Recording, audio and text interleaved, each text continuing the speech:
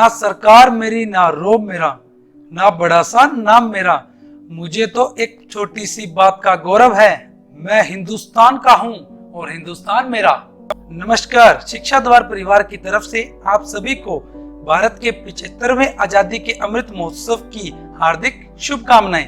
आज का दिन पूरे भारत देश के लिए बहुत खास है, क्योंकि आज के दिन ही 15 अगस्त 1947 को हमारा देश गुलामी की बेड़ियों से आजाद होकर स्वतंत्र राष्ट्र के रूप में सामने आया। और आज हम इसी राष्ट्र के एक ऐसे व्यक्तित्व की बात करने वाले हैं जिन्होंने उड़ीसा के छोटे से गांव ऊपर बेड़ा से लेकर राजधानी दिल्ली के रायसीना हिल्स तक का सफर तय किया। इनके बारे में पूरी चर्चाएं करेंगे। उससे पहले अगर आपने अभी तक शिक्षा द्वार यूट्यूब चैनल को सब्सक्राइब नहीं किया है तो अभी सब्सक्राइब करें और परिवार का हिस्सा बने।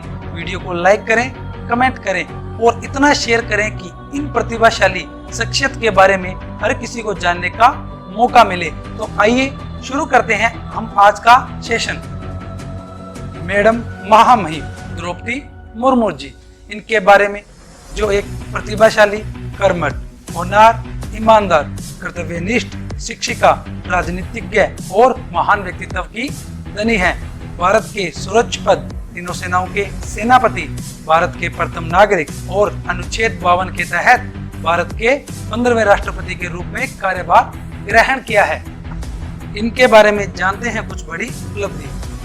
भारत की पहली आदिवासी महिला राष्ट्रपति, India's first tribal president, Bharat की दूसरी महिला राष्ट्रपति। तो हमें भारत की पहली महिला राष्ट्रपति के बारे में भी पता होना चाहिए। आप स्क्रीन पे देख पा रहे होंगे, ये है हमारे भारत की पहली महिला राष्ट्रपति प्रतिभा देवी सिंह पाटिल, जो कि भारत की 12वीं राष्ट्रपति रह चुकी है। इनका कार्यकाल 25 जुलाई 2007 से 25 जुलाई 2012 तक रहा। इस समय भारत के प्रधानमंत्री डॉक्टर मनमोहन सिंह जी थे। ये राजस्थान की पहली महिला राज्यपाल के रूप में भी कार्यरत रह चुकी हैं। इनका कार्यकाल 8 नवंबर 2004 से 21 जून 2007 तक रहा। भारतीय संविधान के अनुच्छेद 153 के अंतर्गत राज्यपाल का जिक्र किया गया है। और इसी के साथ हम बात करते हैं द्रौपदी मुर्मू जी के बारे में। देखिए, आपके सामने तस्वीर आ चुकी है उनकी। कहते हैं बेटी हुई घर में जिसके भाग्य हो उसका निराला। कहते हैं बेटी हुई घर में जिसके भाग्य हो उसका निराला, हर क्षेत्र में बढ़ती आगे करती है घर में उजाला। 20 जून 1958 में जन्मी एक छोटे से गांव ऊपर बेड़ा में स्वतंत्र भारत की प्रथम महिला राष्ट्रपति, तहसील रायरंगपुर और जिला मयूरभंज, राज्य उड़ीसा तथा संथाल जनजाति से संबंधित है। भारतीय संविधान के अंतर्गत अनुसूचित जाति व जनजाति से संबंधित कुछ महत्वपूर्ण अनुच्छेद भी देख लेते हैं। तो देखिए, अनुच्छेद 46 SC/ST की शिक्षा से संबंधित, अनुच्छेद 244 SC/ST के क्षेत्रों का प्रशासन, अनुच्छेद 330 SC/ST की लोकसभा में सीटों का आरक्षण, जिसमें SC की 84 सीटें और ST की 47 सीटें, अनुच्छेद 332 SC/ST के लिए विधानसभा में सीटों का आरक्षण, अनुच्छेद 338 के राष्ट्रीय अनुसूचित जनजाति आयोग, अनुच्छेद 341 SC की जातियां, अनुच्छेद 342 ST की जातियां। उम्मीद करता हूँ ये भी आपको समझ में आया होगा। तो अब बात करते हैं इनके परिवार के बारे में। माता का नाम अज्ञात, कहीं पे भी इसकी जानकारी प्राप्त नहीं है। पिता का नाम विरांची नारायण टुडू, भाई का नाम भगत टुडू, सरानी टुडू, पति का नाम श्याम चरण मुर्मू। इनके बेटे लक्ष्मण मुर्मू, जिनका 2009 में हादसे में मृत्यु हो गई। इनके दूसरे बेटे का नाम अभी अज्ञात है, जिनकी मृत्यु 2013 में हो गई। जनश्रुति के अनुसार इनकी पहली बेटी 1983 या 84, दोनों आंकड़े मिलते हैं, 3 वर्ष की उम्र में मृत्यु हो गई। दूसरी बेटी इतिश्री, जो अभी शादीशुदा है, उनकी एक लड़की भी है जिसका नाम आद्याश्री है। भाई और मां का देहांत भी 2013 में हो गया। बच्चों की आकस्मिक मृत्यु के बाद पति की तबीयत खराब रहने लगी और 2014 में उनका देहांत हो गया। दुखों का पहाड़ कुछ इस प्रकार टूटा कि परिवार में इतने हादसों के बाद द्रौपदी मुर्मू डिप्रेशन का शिकार हो गई, जिसको दूर करने के लिए द्रौपदी मुर्मू ने ब्रह्मा कुमारी केंद्र ज्वाइन किया और वहां से ज्ञान की प्राप्ति की। आप तस्वीर में देख पा रहे होंगे। बात कर लेते हैं इनके शिक्षा के बारे में। इन्होंने अपनी 10वीं तक की शिक्षा गांव के एक सरकारी स्कूल से ग्रहण की। इंटरमीडिएट व स्नातक करने के लिए ये भुवनेश्वर के रमा देवी महिला विश्वविद्यालय गई। वहां से इन्होंने बैचलर ऑफ आर्ट्स में डिग्री प्राप्त की। आपके सामने 3 बच्चियों की तस्वीर आ रही होगी, जिसमें से एक बच्ची, ये देखिए, जिसमें से एक बच्ची जिसने कभी कल्पना भी नहीं की होगी वह एक दिन भारत की प्रथम नागरिक के रूप में अपनी पहचान बनाएगी।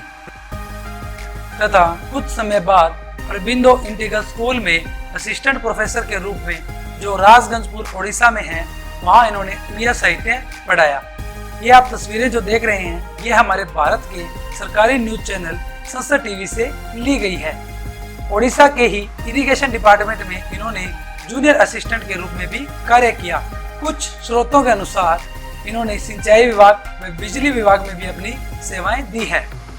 तो अब बात कर लेते हैं इनके राजनीतिक करियर की। 1997 में रायरंगपुर की नगर पालिका में ये पार्षद बनी। यहीं से इन्होंने अपने करियर की शुरुआत की।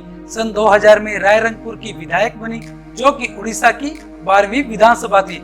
6 मार्च 2002 से 16 मई 2004 तक उन्हें उड़ीसा में वाणिज्य और परिवहन के स्वतंत्र प्रभार के साथ राज्य मंत्री के रूप में नियुक्त किया गया। और इसी के साथ इन्हें 6 अगस्त 2002 से 16 मई 2004 तक मत्स्य पालन और पशु संसाधन विकास मंत्री के रूप में भी कार्य किया। 2006 से 2009 तक द्रौपदी मुर्मू भारतीय जनता पार्टी अनुसूचित जनजाति मोर्चा के राष्ट्रीय उपाध्यक्ष चुनी गई। 2007 में उड़ीसा विधानसभा से सर्वश्रेष्ठ विधायक प्रदर्शन के लिए नीलकंठ पुरस्कार से भी सम्मानित किया गया। 2010 में इन्हें मयूरभंज जिले का बीजेपी द्वारा अध्यक्ष बनाया गया। और 18 मई 2015 से 12 जुलाई 2021 तक झारखंड की राज्यपाल रही, जो झारखंड की पहली महिला राज्यपाल बनी और झारखंड के 9वें राज्यपाल के रूप में भी कार्य किया। द्रौपदी मुर्मू ओडिशा की पहली आदिवासी राजनेता बनी, जिन्होंने एक भारतीय राज्य में राज्यपाल के रूप में भी कार्य किया। 2016 में इनके द्वारा यह घोषणा की गई कि मरने के बाद ये अपनी आंखें Kashyap memorial eye hospital Ranchi Jharkhand को दान कर देगी। द्रौपदी मुर्मू 2022 में राष्ट्रपति चुनाव जीतकर भारत की पहली आदिवासी महिला जो भारत की राष्ट्रपति के रूप में सेवा कर रही है। द्रौपदी मुर्मू ने अपने करियर की यात्रा के दौरान ऊपर बेड़ा गांव में अपने पुश्तैनी घर में जितने भी पुरस्कार और सम्मान हासिल किए हैं उन्हें बरकरार रखा है। इतनी मुश्किलों व चुनौतियों के बाद आज पूरे देश के लिए आदर्श बनी है। इसी के साथ हम कह सकते हैं, आज मुश्किल है कल थोड़ा बेहतर होगा। आज मुश्किल है कल थोड़ा बेहतर होगा, बस उम्मीद मत छोड़ना, भविष्य एक दिन जरूर बेहतरीन होगा। तो चलिए बात करते हैं देश के एक ऐसे इलेक्शन की जहां एक तरफ एक छोटे से गांव से निकली एक साधारण सी महिला और दूसरी तरफ भारत में 24 साल तक प्रशासनिक पद पर रह चुके यशवंत सिन्हा की। यशवंत सिन्हा, जिनका जन्म 6 नवंबर 1937 को पटना में हुआ, इन्होंने 1958 में राजनीतिक शास्त्र में मास्टर्स की डिग्री प्राप्त की और 1960 तक पटना विश्वविद्यालय में पढ़ाया भी। शुरुआती दौर में ये बीजेपी के सदस्य रहे। वर्तमान में तृणमूल कांग्रेस के सदस्य हैं। भारतीय जनता पार्टी छोड़ने का कारण 2009 में आम चुनाव में हार के पश्चात पार्टी द्वारा की गई असंतुष्ट कार्रवाई।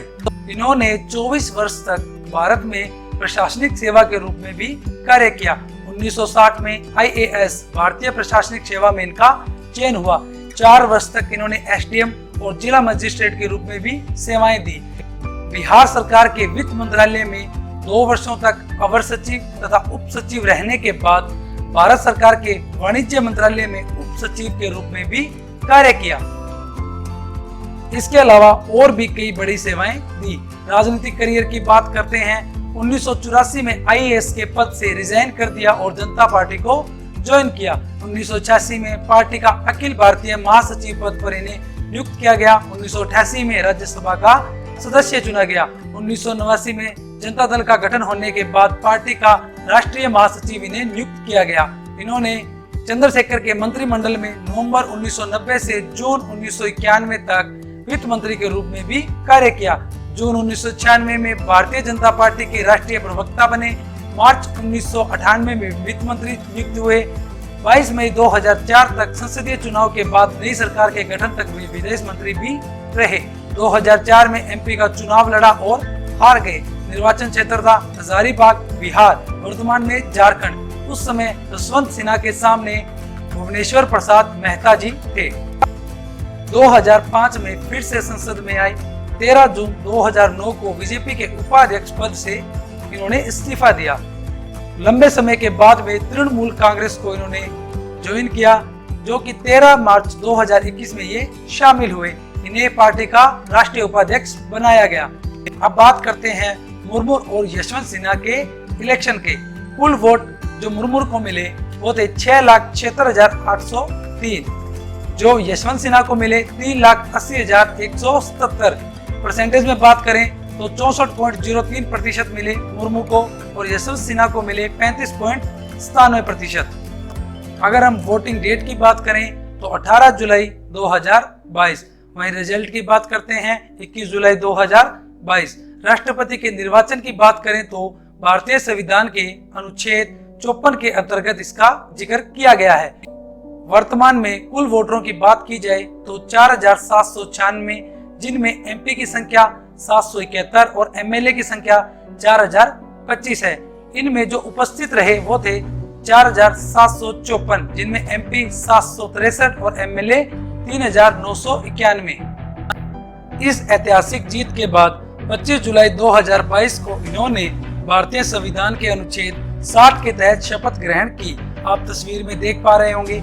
एक और हमारे देश के chief justice of India NV Ramana तथा वहीं दूसरी ओर भारत के पूर्व राष्ट्रपति जो कि रामनाथ कोविंद जी, जिनका कार्यकाल संविधान के अनुच्छेद 56 के तहत 25 जुलाई 2017 से 25 जुलाई 2022 तक रहा। वर्तमान में हमारे chief justice of India Uday Umesh Lalit हैं।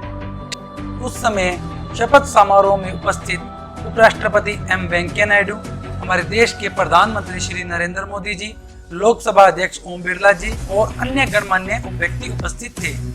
और वर्तमान में हमारे उपराष्ट्रपति श्री जगदीप धनखड़ जी हैं। और इसी के साथ हम एक ऐसे शख्सियत की बात करेंगे जो भारतीय राजनीति के इतिहास में सबसे कम उम्र की सांसद बनी, चंद्राणी मुर्मू, जिनका जन्म 16 जून 1993 को हुआ। पार्टी थी इनकी बीजू जनता दल पार्टी। ये 17वीं लोकसभा में उड़ीसा के केयोंझर जिले से सांसद बनी। इसी के साथ हम आपसे एक प्रश्न करना चाहते हैं। उड़ीसा के केयोंझर जिले से किस महिला सांसद ने भारत के इतिहास में राजनीति की दुनिया में एक नई उपलब्धि हासिल की? क्या वो द्रौपदी मुर्मू थी? क्या वो अराजित सारंगी थी? क्या वो प्रमिला बिसोची थी? क्या वो चंद्राणी मुर्मू थी? इस प्रश्न का आप उत्तर जरूर दीजिएगा कमेंट बॉक्स में। तो इस सेशन को करते हैं समाप्त 2 लाइनों के साथ। देखिए, दुनिया का सबसे अच्छा गहना परिश्रम है। दुनिया का सबसे अच्छा गहना परिश्रम है और सबसे अच्छा जीवन साथी आत्मविश्वास है। तो इसी प्रकार आप परिश्रम करते रहें, आत्मविश्वास बनाए रखें। आप सभी का लगातार बने रहने के लिए धन्यवाद। शिक्षा द्वार चैनल को सब्सक्राइब करें और शिक्षा द्वार परिवार का हिस्सा बने। वीडियो को लाइक करें, वीडियो को दबाकर शेयर भी करें। अगर आप हमसे ऐसी वीडियो और चाहते हैं तो कमेंट बॉक्स में जरूर बताएं और मिलते हैं जल्द ही नई वीडियो के साथ।